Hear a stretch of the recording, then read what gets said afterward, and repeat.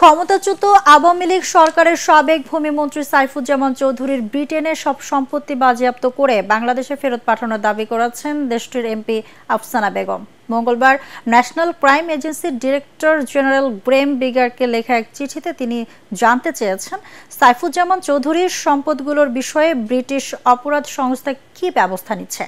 আফসানা বেগম মনে করেন, বাংলাদেশের সাবেক মন্ত্রীর এসব সম্পত্তি দুর্নীতি অর্থনৈতিক অপরাধের সঙ্গে জড়িত। চিঠিতে তিনি আরও বলেন, বাংলাদেশে সাম্প্রতিক ছাত্র জনতার গণ অভ্যুত্থানে নিরাপত্তা বাহিনীর দমন পীড়নে অনেক মানুষ নিহত হন।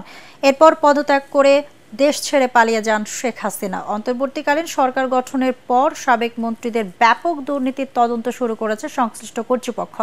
আল জাজিরা টেলিভিশনের সম্প্রতি সাইফুজ্জামান চৌধুরীকে নিয়ে একটি অনুসন্ধানী প্রতিবেদন প্রকাশ করে। তাতে বলা হয়, যুক্তরাজ্যে বাংলাদেশের সাবেক এই মন্ত্রীর প্রায় ৩০০টি বাড়ি রয়েছে, যার দাম প্রায় ৪.৫ কোটি টাকা।